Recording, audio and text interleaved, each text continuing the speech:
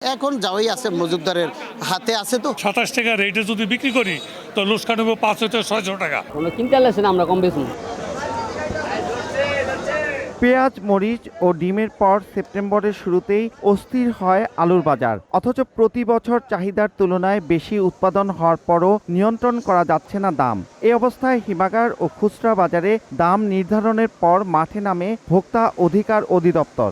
মঙ্গলবার থেকে উত্তরের জনপদে চলবে অভিযান।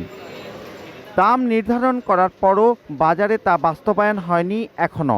অব্যাহত অভিযান, নজরদারি ও জরিমানার পরও গত 5 দিনের চিত্র বলছে ব্যবসায়ীরা কোনোভাবেই সরকারি সিদ্ধান্ত মানছেন না। ভোক্তা মহাপরিচালকের অভিযান ও ব্যবসায়ীদের সঙ্গে মতবিনিময়ের পরও মুন্সিগঞ্জের হিমাগারগুলোতে কোনো প্রভাব নেই। সরকার নির্ধারিত পাইকারি 27 টাকা কেজি দরে আলু বিক্রি হচ্ছে না। খুচরা বাজারেও একই চিত্র। দাম কমাইতেছে না, ওরা যদি দাম কমাইতো তারপরে আমরা না কম বেচতে পারতাম। এখন যে বর্তমানে আলুর দামটা আছে সেই হিসাবে 39 টাকা দাম, ঠিক আছে। তো এখন তো আপনি যে রসিদ ছাড়া যেটা দিয়েছে 27 টাকা, সেই হিসাবে আমরা পাইতেছি না। কোনো তো আর কিনতেই না, কোনো কিনতে আসলে না আমরা কম বেশি। আলুর দাম হচ্ছে অনেক হাই, 50 টাকা কেজি আলু খেয়ে লাভ আছে।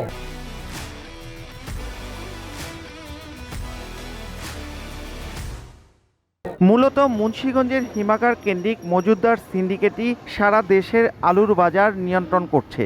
এমন 50 ব্যবসায়ীর তালিকাও তৈরি করেছে কৃষি বিপণন বিভাগ। এই তালিকায় রাজনৈতিক দলের নেতা ও স্থানীয় প্রভাবশালী ব্যবসায়ীর নামও রয়েছে। এদের মধ্যে একজন মুন্সিগঞ্জের সদর উপজেলা আওয়ামী লীগের সভাপতি, যিনি একাই হিমাগারে মজুত রেখেছেন 2000 বস্তারও বেশি আলু।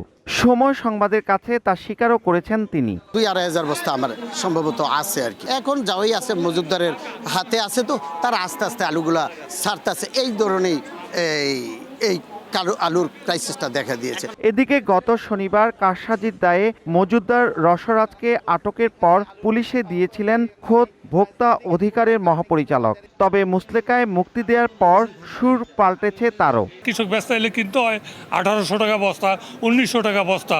এক বস্তা আলু বর্তমান বাজারে আপনাদের 27 টাকা রেটে যদি বিক্রি করি তো লোকসান হবে 500 থেকে 600 টাকা। 27 টাকায় আলু বিক্রি করবে বলে কমিটমেন্ট দিয়েছে এবং এরপর থেকে পাকা রসিদ সহ সে তার সমস্ত কার্যক্রম নিয়ম অনুসারে করবেন। অসুস্থতা বিবেচনা করে তাকে মুচলেকায় ছেড়ে দেওয়া হয়েছে। জেলার 63 হিমাগার প্রশাসনের কঠোর নজরদারিতে আনতে ইউনিয়ন ভিত্তিক ট্যাগ অফিসারদের বিশেষ দায়িত্ব অর্পণ করা হয়েছে।